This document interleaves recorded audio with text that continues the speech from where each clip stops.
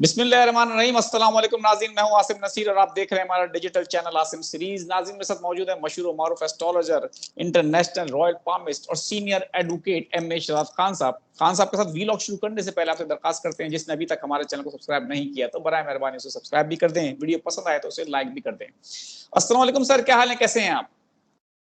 वालेकुम अस्सलाम। बिस्मिल्लाहिर्रहमानिर्रहीम।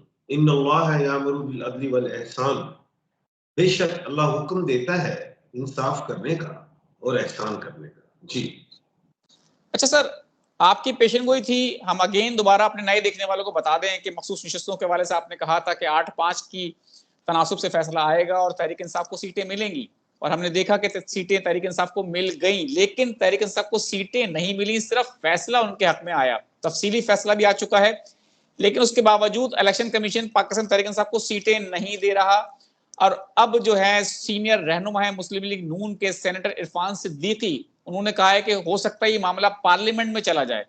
यानी कि आपका इल्म क्या कहता है कि आपको कानून का भी इल्म है, सितारों का भी इल्म है, पार्लियामेंट में अगर ये मामला जाता है, पार्लियामेंट और अदलिया के बीच में एक टकराव की सूरत हाल पैदा हो सकती है, और इदारों के दरमियान टकराव की सूरत हाल किसी भी तरह से हमारे मुल्क के लिए फायदेमंद नहीं होगी। हुकूमत नहीं चाहती कि ये सीटें पाकिस्तान तहरीक इंसाफ को दी जाएं, उसका हक दिया जाए, रिव्यू में भी जा सकती है। आपका इल्म क्या कहता है, ये आगे हालात किस तरफ जाते नजर आ रहे हैं आपको? बिस्मिल्लाह। देखें, पार्लियामेंट एक बड़ा एक अहम अदारा होता है हर मुल्क का।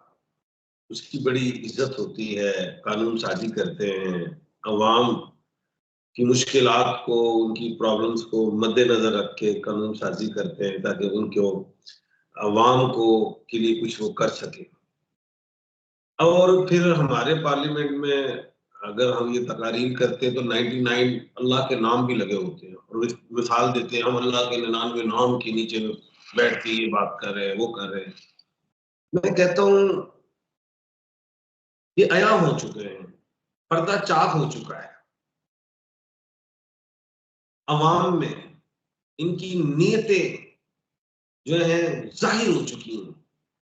मैं हैरान हूं कि इन्हें समझ नहीं है कि करने क्या जा रहे हैं। अदलिया एक ऐसा अदारा है, ऐसा एक सतून है, मुल्क का सतून होता है, उसको डैमेज करने जा रहे हैं। अब उन्हें अंदाजा हो गया कि अगर जुडिशरी एक पेज पे आ जाती है, 2-4 जस्टिस साहबान जो नहीं पेज पे आ रहे हैं, और बाकी तो अगर एक हो जाते हैं, अगर इस 17 जस्टिस साहबान का भी अगर फुल कोड भी बनवा लें, गेम कर जाए रिव्यू में, अगर उसमें हार गए, खौफ है ना, एक खौफ। दूसरी चीज, और रिव्यू उससे बचने के लिए उन्होंने कहा पार्लियामेंट में चले जाओ, फिर गेम डाल ले, यानी कि बचने के लिए वापस भाग रहे हैं। क्योंकि एक बात बता दूं, कॉन्स्टिट्यूशन कोर्ट का रास्ता सिर्फ एक चीज रोक सकती है, वो है कि मखसूस नशिस्तों का जो फैसला सुप्रीम कोर्ट ऑफ पाकिस्तान ने दिया है, उस फैसले पे अगर इंप्लीमेंटेशन हो जाती है तो बढ़ गया। ये पीडीएम बढ़ गई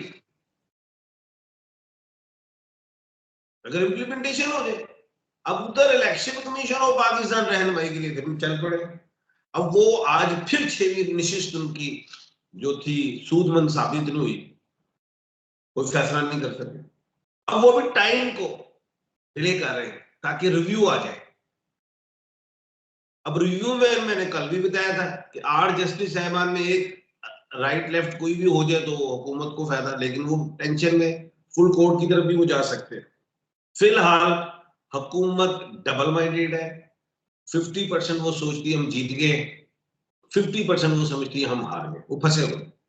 अब कॉन्स्टिट्यूशन का रास्ता रोकने के लिए, वो जो कोर्ट का रास्ता रोकने के लिए अगर इंप्लीमेंटेशन होती तो हम हुकूमत बढ़ गई। दूसरी बात, ये प्रैक्टिस एंड प्रोसीजर एक्ट जो ऑर्डिनेंस के जरिए वो जो है दोबारा पावर होगी, इसको चैलेंज करते हैं।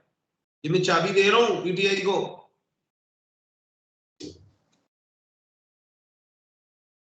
चाबी दे रहा हूं मैं उससे क्या होगा?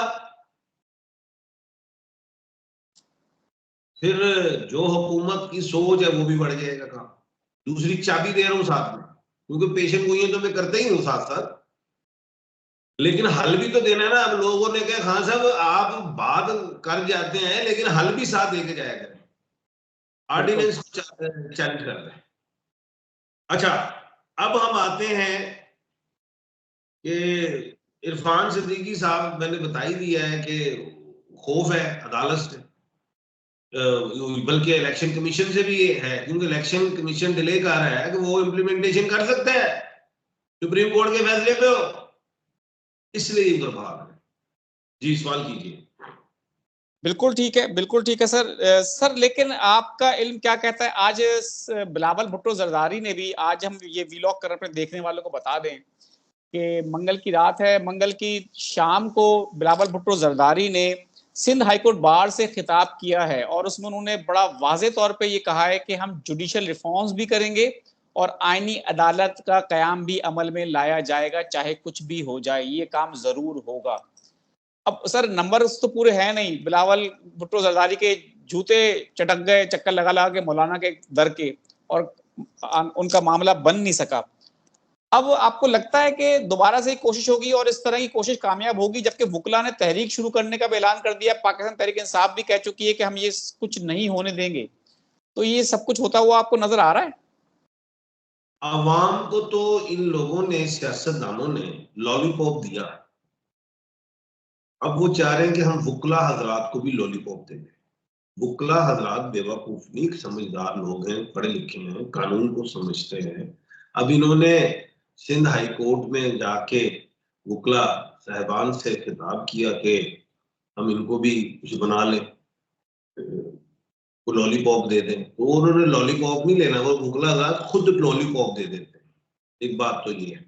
दूसरा, उन्होंने बड़ी बात की कि जी वजीर आजम, पहले जाहिर है वो जुडिशियल मर्डर है, नो डाउट, जो जुल्फकार अली भट्टो साहब शहीद हुए, मैं शहीद ही कहता हूँ, तो कहते हम दोबारा किसी को नहीं होने देंगे। तो भाई ये कौन कह रहा है? बिलावल भट्टो साहब जो पीडीएम के एक बड़े मजबूत साथी हैं, जिन्होंने मिलके इमरान खान साहब को अंदर रखा हुआ है अडियाला यूनिवर्सिटी में, और किस केस में? तोशा वगैरह। ओ भाई, इस तोशा के हवाले से तो पूरी पीडीएम को अंदर कर दो। किस तरह के कानून और आइन की बात करते हैं? खैर, हम सितारों में जाते हैं। दो क्या कहते हैं, जून को मुश्तरी ईस्ट से राइज हुआ और 9 अक्टूबर को रेट्रोग्रेड हो रहा है। 9 अक्टूबर तक पीटीआई और जेयूएफ मिलके एहतजाज करें। वुकला ने तो करना ही करना है, आइन को उन्होंने संभाल लेना है, बचा लेना है। एहतजाज कर लेंगे तो ये कॉन्स्टिट्यूशन कोर्ट से भी बच जाएंगे। ये जो हुकूमत ने माइंड बना लिया हुआ है कि जी हम क्या कहते हैं, मखसूस नशिस्तों को ऐसे नहीं जाने देंगे, वो अब जरूरत है कि एहतजाज की तरफ आए आइन के लिए, वैसे लड़ाई की तरफ ना है। एहतजाज, पुरअमन एहतजाज, पावर शो दिखाना पड़ेगा, क्योंकि ये अपनी मनमानी करके अदालतों को अपने अंडर लाना चाहते हैं। ऐसा नहीं होना, ये भी लिख लें। 15 अक्टूबर को ऑनरेबल जस्टिस मुनीब अख्तर साहब भी, मंसूर अली शाह साहब भी मजबूत होंगे। अब ये भी याद रखना कि 15 अक्टूबर गुजर गई तो हुकूमत के हाथ कुछ नहीं रहेगा। बिल्कुल ठीक है। हुकूमत 15 अगस्त तक अपने भरपूर वार करेगी, लेकिन जो भी ऑर्डिनेंस, सदारती ऑर्डिनेंस लाते हैं वो चैलेंज होते जाएंगे।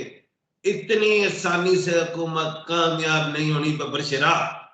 जी बिल्कुल ठीक है सर, बिल्कुल ठीक है सर, बहुत बहुत शुक्रिया हमें वक्त देने के लिए। आखिर में कोई पैगाम देना चाहे हमारे देखने वालों को?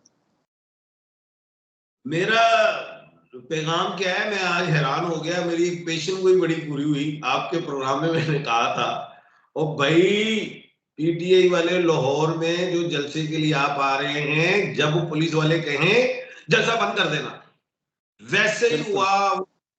वो जे जो था, वो डेक वाला, उसे कहा डीजे। बंद कर जे। अच्छा, फिर मैंने कहा था ये गेम डालेंगे, इनकी पूरी प्लानिंग है पुलिस वालों की, हुकूमत पंजाब की, कि ये अंदर ठोकेंगे।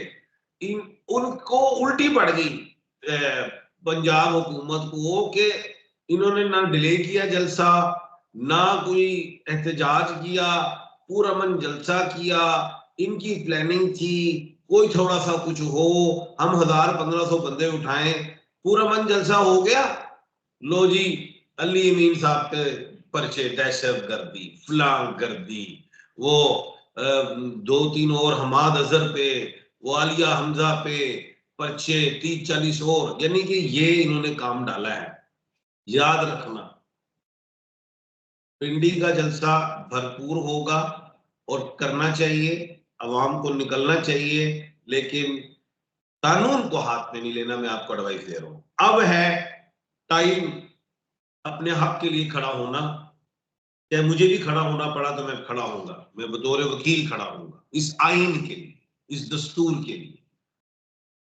तो लेकिन कानून को हाथ में नहीं लेंगे बिल्कुल इंशाल्लाह। ठीक है, बिल्कुल ठीक है सर, बहुत बहुत शुक्रिया हमें वक्त देने के लिए। नाज़रीन, जहाँ हमारे वीलॉग का वक्त खत्म हुआ, मुझे और रमेश राज खान साहब को दें इजाजत।